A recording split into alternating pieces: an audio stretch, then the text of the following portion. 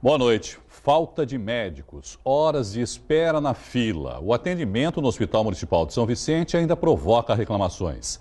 As queixas e as explicações da direção da unidade você vai ver nessa edição do Caderno Regional. Quinta-feira é dia de agenda do Porto aqui no Caderno Regional com o nosso comentarista Maxwell Rodrigues, que já está aqui com a gente. Boa noite, Maxwell. Seja bem-vindo mais uma vez.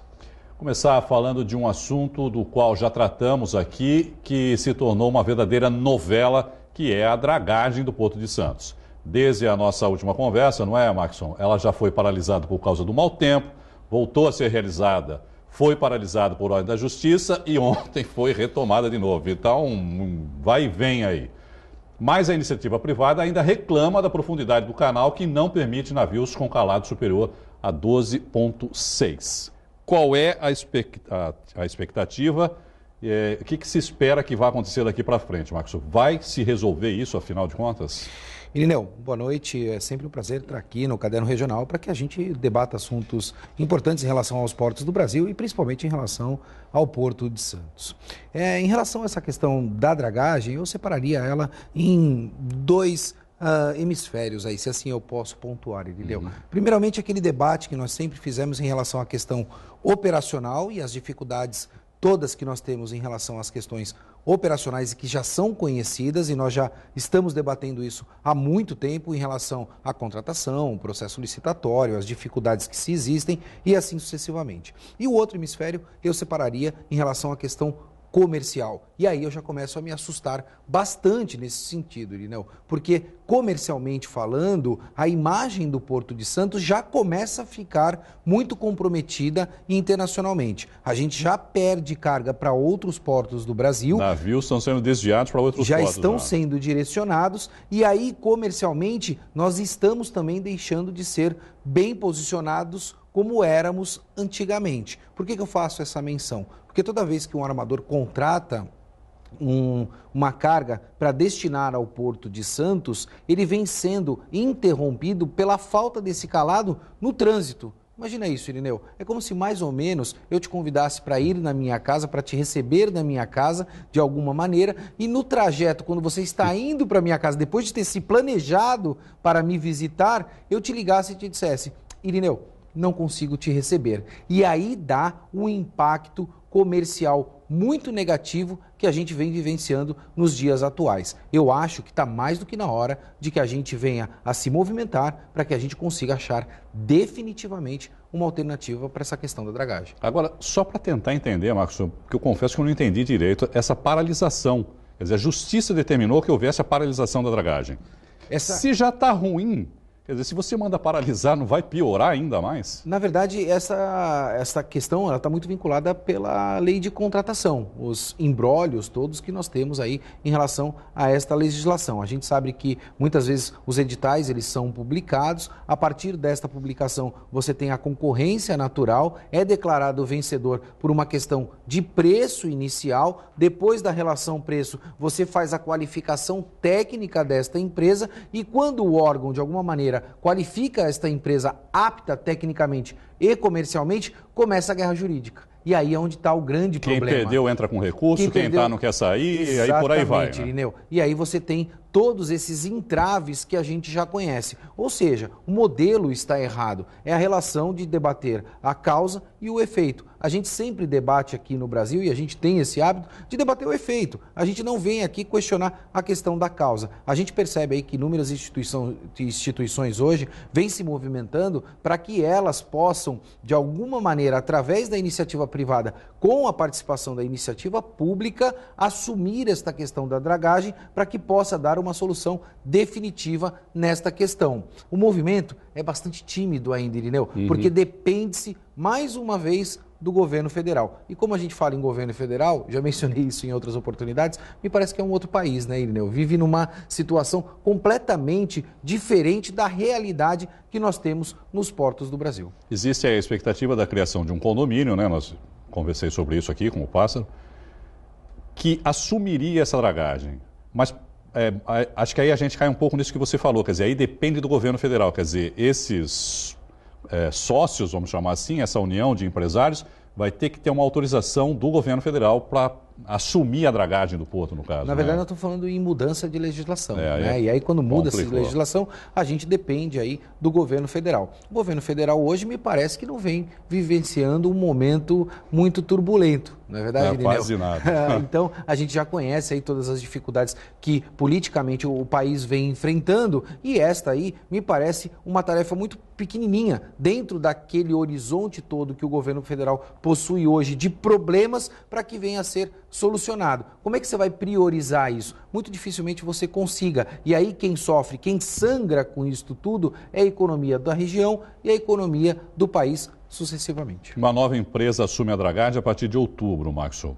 Alguma perspectiva de mudança? Eu acho que é mais do mesmo, né? Eu gosto muito dessa terminologia. Enquanto nós tivermos este modelo, no qual nós já debatemos aqui inúmeras vezes, nós estamos falando de mais do mesmo. Eu acho que avançou-se sim, e aí já fiz esse comentário aqui também, em virtude de que acredito que essas instituições estão aí assistindo bastante o Caderno Regional, Irineu, porque a interlocução me parece hoje que é uma interlocução única. Todas as associações, esses sindicatos patronais se juntaram para que pudessem ter força na interlocução, para que assim eles consigam fazer esta reivindicação. Mas através desse cenário político hoje que nós estamos vivenciando, eu não sei se a gente vai ter a priorização necessária que é para esta questão da dragagem no Porto de Santos. A parte dessas dificuldades políticas, esse cenário político que você citou, o governo Temer conseguiu aprovar a reforma trabalhista, de qualquer maneira.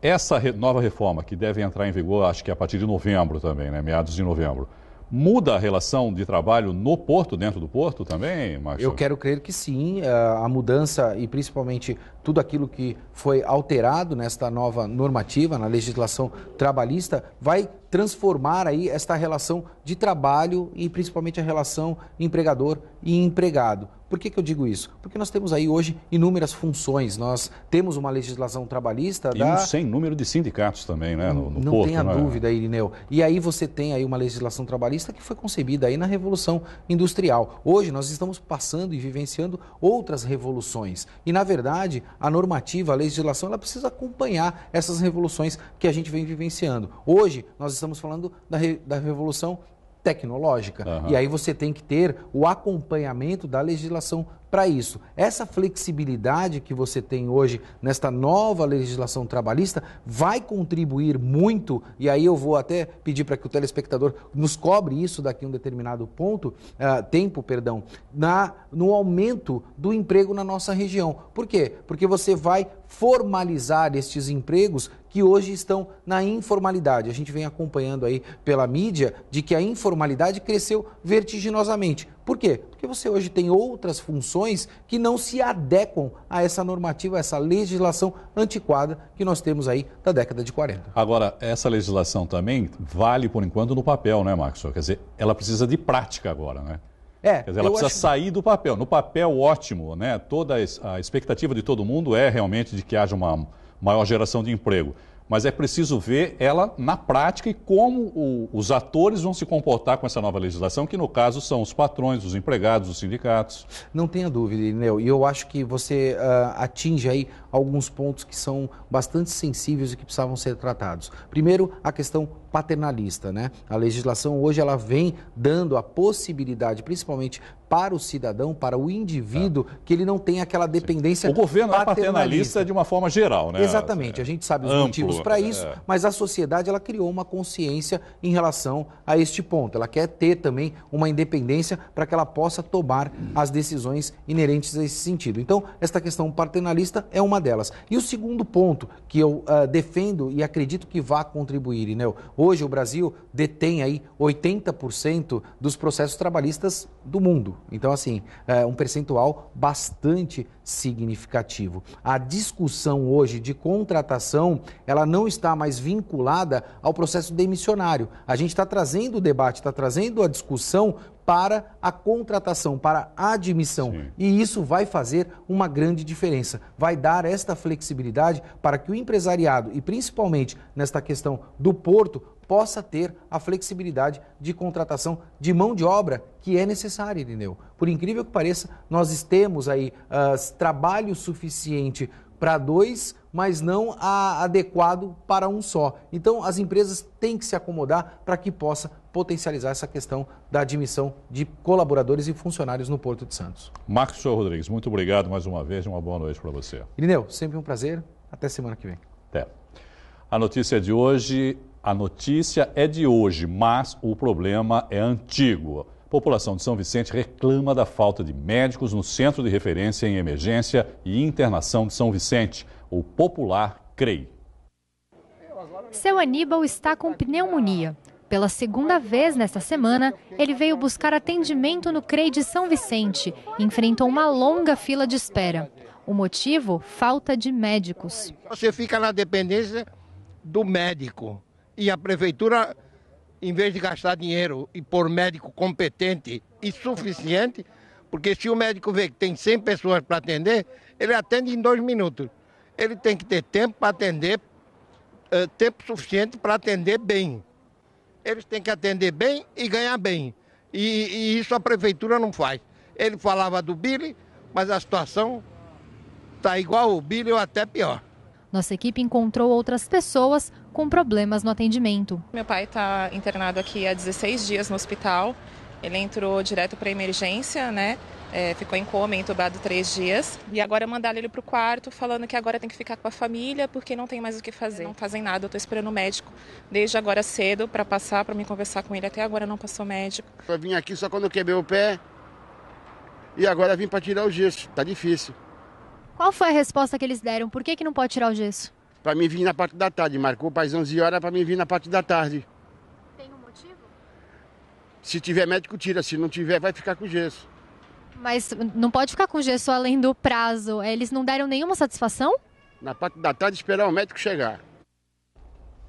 A direção do Hospital Municipal de São Vicente negou a falta de profissionais no plantão. O diretor técnico da unidade de saúde garantiu que o quadro médico estava completo pela manhã. 14 profissionais de várias especialidades atendiam no período. São 2 médicos na sala de emergência, são 4 clínicos, são 2 cirurgiões, são 3 pediatras e 2 bucomaxilos, além de um médico da UTI e 2 médicos anestesistas de plantão.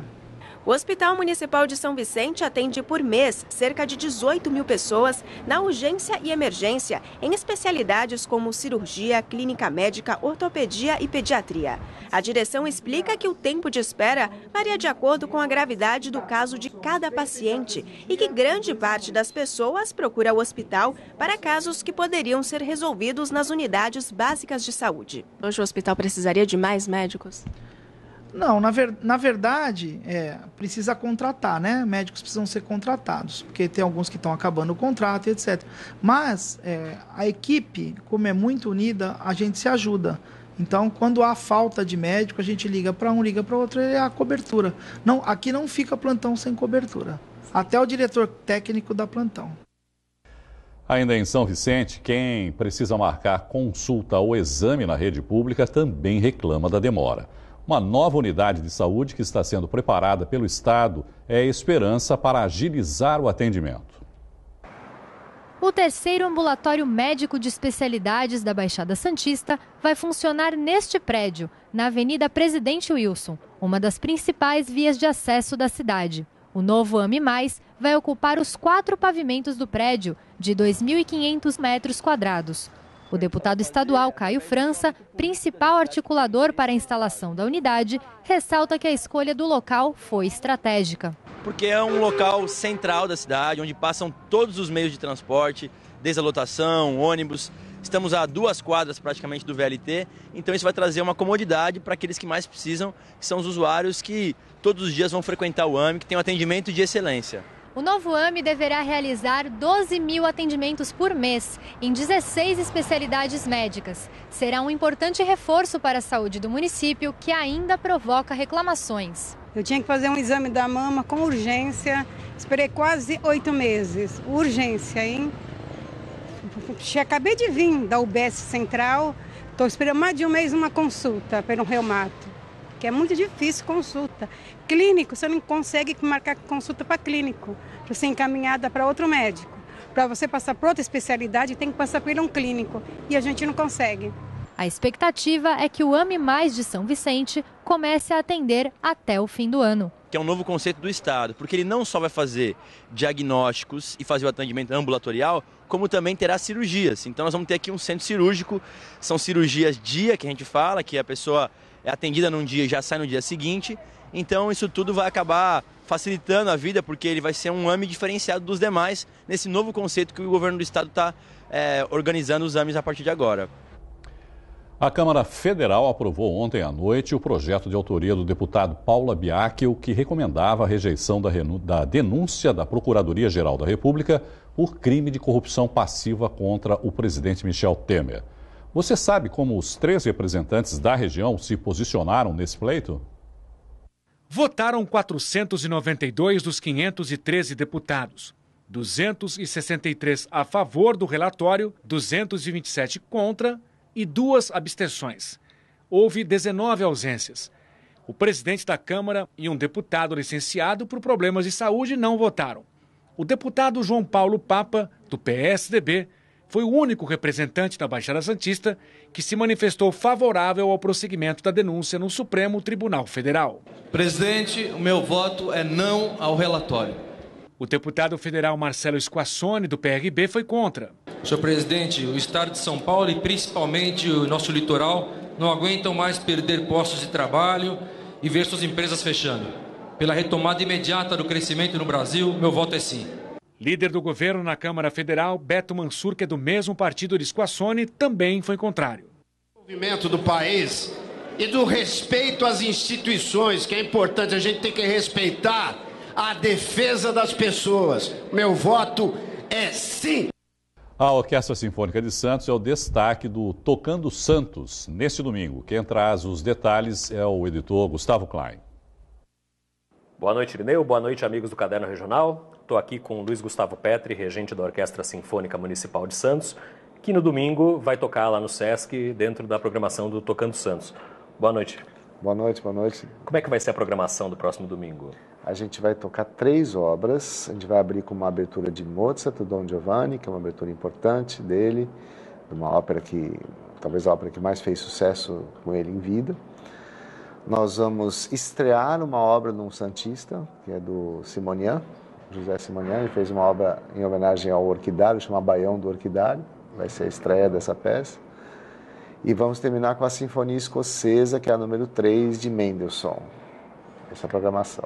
Qual é o fio que une essas obras todas? Eu acho que são todas obras fortes, obras que são descritivas, né?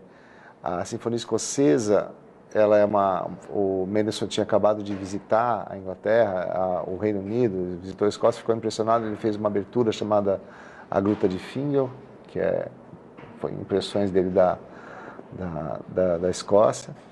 E essa sinfonia, que foram de impressões, ela tem muita descrição, aquelas falésias todas, aquela coisa do mar, aquela coisa que tem muita descrição dessas coisas mágicas da Escócia, né, que impressionou tanto ele e a irmã que estiveram lá, e que é uma descrição de um lugar, né, e o Baião do Orquidário, que é a homenagem que o Simonian fez para a cidade de Santos, descrevendo um passeio no Orquidário. Então tem barulhinhos e tem coisas que são... Ele compôs já para a orquestra ou foi um arranjo teu? Não. Ele compôs, é uma composição dele para a orquestra. Ele é arranjador, ele já fez algumas coisas. Então a gente nunca tinha tocado nada dele. A primeira peça que a gente vai tocar dele é uma estreia. Legal, muito interessante. Tocando Santos já existe aí há 13, 14 anos, né? Que importância você vê nesse trabalho de formação de público? Eu acho que é importantíssimo. Primeiro que a gente consegue mostrar, né, ter uma amostra do que se faz, especialmente no estado de São Paulo, de música de concerto, né? São as mais variadas formações, as orquestras mais importantes do estado. Vem aqui e mostra para a gente, né, para o povo de Santos, a qualidade do trabalho de música de concerto que a gente ainda consegue fazer aqui no Brasil, né? É muito importante, porque não precisa subir a serra para assistir, elas vêm para cá, né? É muito legal. É um trabalho de aproximação que você também faz, né? Tanto no projeto do Remi, nos próprios concertos. Mas vamos falar do Remi primeiro, né? O do Remi, que é quando a gente apresenta para as crianças um ensaio, e é uma espécie de um espetáculo, que mostra para a orquestra, para as crianças como funciona a orquestra, como é que tem uma coisa lúdica toda e que tem tido muito bons resultados, né? A nossa resposta é sempre muito especial. A gente tem músicos hoje na orquestra que viram do Ré Mi quando eles tinham 10 anos, 11 anos, hoje eles estão tocando na orquestra. Mas a questão deles próprios trazerem os pais para assistir os concertos depois, né? Eles falam da orquestra, isso é uma coisa muito importante. E eu acho que abrir a cabecinha de criança é sempre uma coisa muito importante, mostrar um lado que ele não acha tão fácil na mídia, né? Que é o lado da música de concerto. E nos teus concertos você também faz isso, né? Você tem todo um... Normalmente eu consigo, eu falo, dou algumas informações que normalmente abrem um pouco esclarecem um pouco o que a gente vai tocar, a pessoa ouve com outros ouvidos, ouve com outros olhos, assim, né? Ela enxerga coisas que ela não enxergaria simplesmente ouvindo uma música, gostando ou não gostando. Com aquela informação, ela consegue apreender um outro tipo de detalhe, um tipo de emoção que sei lá, situando a obra, como o compositor escreveu, o que ele quis escrever, de quando esse compositor é, de onde ele é. E isso tudo ajuda a pessoa a compreender mais a música e desmistificar um pouquinho, né? São 22 anos de orquestra já, Guga? 22 anos. O primeiro concerto da Orquestra Sinfônica Municipal de Santos foi em julho de 1995.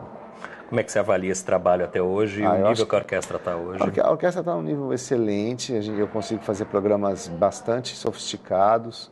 O público nosso já é um público bastante cativo, a gente tem gente que assiste todos os concertos estão sempre lotados, sempre cheio de gente. A gente acho que criou um hábito e a cidade já se apropriou desse patrimônio, né? A orquestra é um patrimônio da cidade e assim, o que eu fico muito feliz é com a idade das pessoas que vão assistir. No começo eram pessoas mais idosas, aquelas pessoas que estavam mais acostumadas com a música de concerto. Hoje em dia, você vê ali gente muito jovem assistindo, gente querendo saber, se informando, indo atrás dos cursos lá do CAIS, né? E é gostoso de ver, né? Que a gente criou uma geração que está assistindo música desde que era pequenininho, né? Isso é muito legal, né? Só explicando, os cursos do CAIS são os cursos de música, de iniciação musical, de instrumentos, de corda, de sopro, oferecidos pela Prefeitura de Santos, que acontecem ali no CAIS Milton Teixeira, ali na Vila Matias.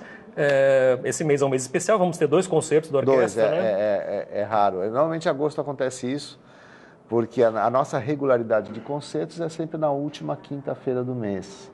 E a gente só dá uma pausinha em julho, porque a gente faz o concerto de Campos do Jordão, e em dezembro, que se a gente faz na última quinta-feira, é uma data meio estranha, né? A gente antecipa. E as nossas férias, que são em fevereiro. Mas fora isso, nós mantemos essa tradição e esse mês são 2 concertos. Tem esse domingo e vai ter um no... Certamente nós ainda vamos acompanhar o ensaio de vocês para o último concerto do mês. Vamos dar o serviço desse de domingo agora. No Sesc, qual é o horário? 18 horas, com ingressos lá no Sesc. E é isso. Sesc de Santos, Aparecida. Obrigado, Guga. Eu que agradeço. Irineu, obrigado. Com você. Valeu. Futebol. O Santos venceu ontem o Flamengo no Pacaembu por 3-2. Com o resultado, o Peixe continua na 3ª posição do Campeonato Brasileiro com 34 pontos. O Santos abriu o placar aos 8 minutos do segundo tempo. Ricardo Oliveira tentou finalizar e a bola sobrou para Bruno Henrique, 1-0. O Flamengo empatou 3 minutos depois, em um belo chute do meia Everton Ribeiro. E o time carioca virou o jogo. Everton Ribeiro encontrou Felipe Viseu na área, 2-1. O alvinegro praiano buscou a igualdade aos 39 minutos com Alisson. E o Santos conseguiu a vitória com um gol de cabeça de Ricardo Oliveira. Final 3-2. O Peixe volta a campo neste domingo contra o Avaí fora de casa, pela última rodada do primeiro turno do Brasileirão. A equipe já voltou aos treinamentos hoje à tarde. Antes, o atacante Bruno Henrique deu uma entrevista coletiva. O atleta é o artilheiro do Peixe na temporada com 12 gols em 36 jogos. Ele já igualou o melhor ano da carreira quando ainda estava no Goiás. E aqui no Santos já Já encostei na marca que eu fiz em 2015 e posso ultrapassar nesse ano, em 2017. Estou muito feliz com o meu desempenho, com minha postura hoje aqui no Santos. Terminar o ano com mais de 20 gols já vai ser um fator muito importante. E o importante é sempre estar marcando gols para ajudar a equipe do Santos. Vamos falar agora de natação. O Caderno Regional dá sequência à série de matérias sobre os atletas da Unisanta que vão participar do Troféu José Finkel a partir da próxima semana. A reportagem de hoje é com um nadador que está na equipe desde 2009.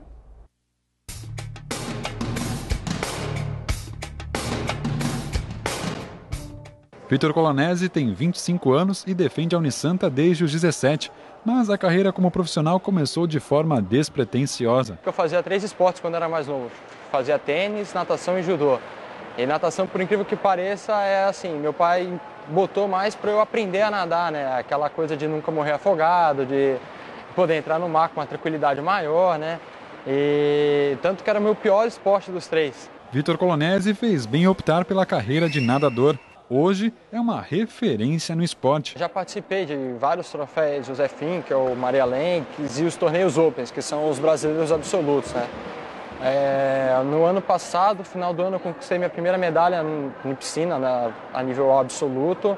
Eu fui bronze no torneio Open. A minha especialidade são provas de águas abertas, né? Eu tenho resultados muito melhores em águas abertas. A piscina é uma coisa que eu gosto muito, mas é uma coisa um pouco mais complicada para mim. Desde as categorias de juvenil, é um atleta que disputa nos campeonatos brasileiros, nadador de fundo, estava no Mundial, nadou a prova dos 5 km, não se deu muito bem, porque a largada foi muito difícil para ele e ele acabou se posicionando no pelotão muito atrás. Não conseguiu recuperar, uma prova para, queira ou não queira, são 1 hora de prova, mas é uma prova muito rápida e para quem nada maratonas aquáticas, nadou pela primeira vez 25 km, sofreu, né? Foi o 20º colocado, achei uma boa colocação e tem nadado muito bem as provas de piscina, né? O atleta é bem próximo de outra nadadora da Unisanta, Ana Marcela Cunha. Os dois são conterrâneos e nasceram na Bahia. Foi Ana Marcela quem incentivou o Vitor a fazer parte da Unisanta. A gente conhecia a Ana Marcela, né, que já tinha vindo para cá, o Luiz Rogério já era atleta daqui, e o pai da Ana Marcela falou, pô, você devia ir para lá, a estrutura é muito melhor, e eu queria continuar a natação, eu estava num bom momento, né, a primeira seleção nacional, eu estava feliz e eu queria me dedicar mais. E a Bahia é um celeiro muito bom de atletas, mas não tem uma estrutura que tem aqui. No José Finkel, ele vai competir nos 400, 800 e 1.500 metros livre. As provas que eu venho mais forte são 800 e 1.500. Né? Os 400 ainda para mim é considerado uma prova curta. Né? Eu tenho especialidade mais em prova de 5, 10 quilômetros. Os 400 metros acaba sendo muito rápido para mim.